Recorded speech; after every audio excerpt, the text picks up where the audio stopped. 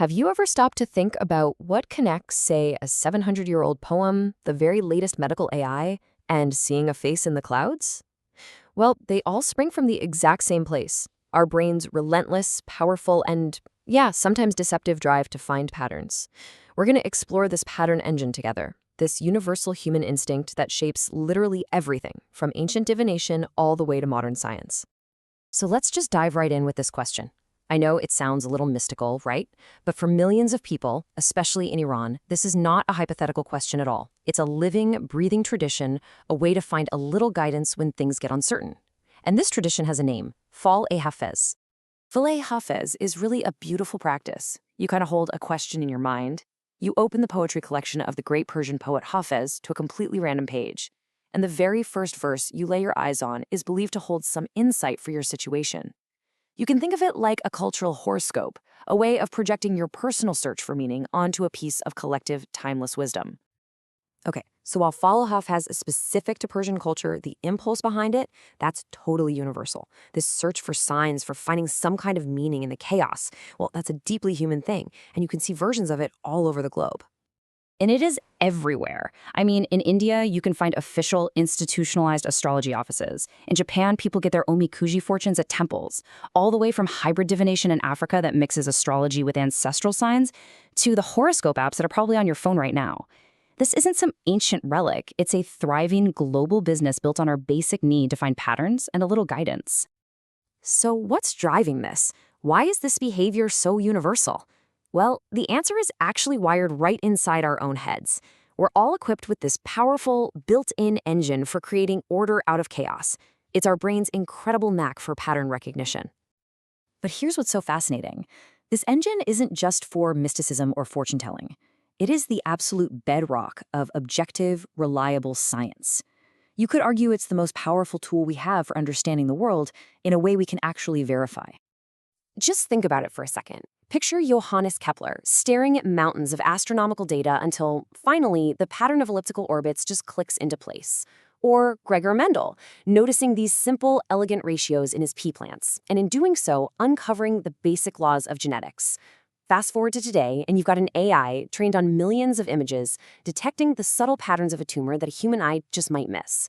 Science, at its core, is pattern recognition, just rigorously tested. Okay, but here's the twist. This same powerful engine, the very one that gives us science and incredible insight, can also lead us completely astray.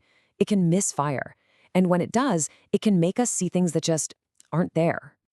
We've all been there. You ever see a face in a cloud or in a piece of toast? That's a real thing. It's called pareidolia.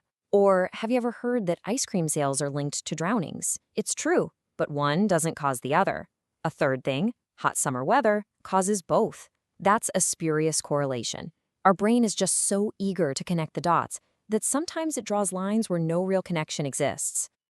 So how do we make sense of this? How can the same tool be the source of scientific genius and, simple illusions? To really get to the bottom of it, we need a deeper framework.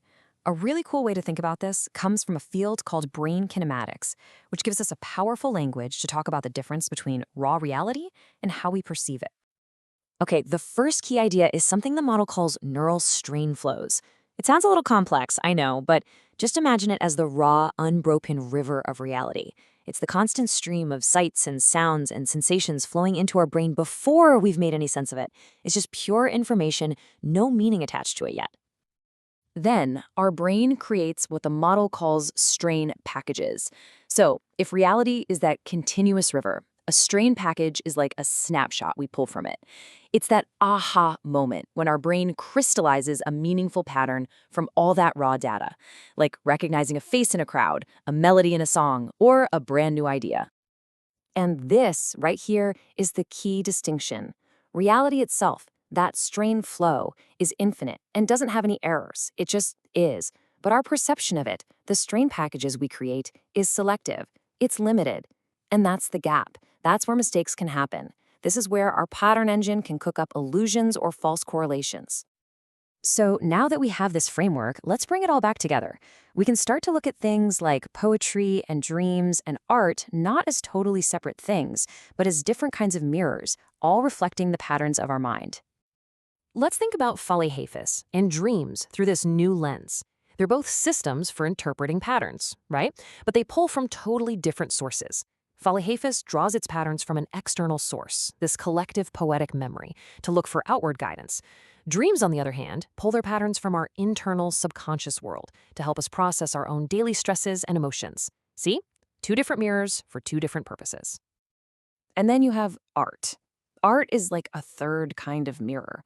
It doesn't pretend to be science, and it's not claiming to predict your future like a horoscope. It does something else entirely. It just reflects the internal patterns of the mind, our emotions, our skewed perceptions, our sense of order and chaos, all for the sake of expression and connection. So, if we're constantly finding patterns, how do we decide which ones to trust? Well, it turns out we use different ways to validate them. In science, a pattern is only trusted after tons of re-examination and replication. In divination and belief, patterns get their validation from tradition. And in art, we validate them through resonance. You know, that deep feeling when a piece of music or a poem just feels true? So now we can go all the way back to where we started, but with this new vocabulary. We can see Fal-e Hafez as a cultural system that's designed to link our personal, raw reality, our inner strain flows of worry and uncertainty, with a set of pre-made collective patterns, the poetic strain packages you find in Hafez's work. And really, this sums it up perfectly. The real function of a tradition like Fal-e Hafez isn't necessarily about predicting the future. It's about providing a mirror. It channels our universal need to find meaning, and in the patterns of a 700-year-old poem, it gives us a chance to see a reflection of ourselves.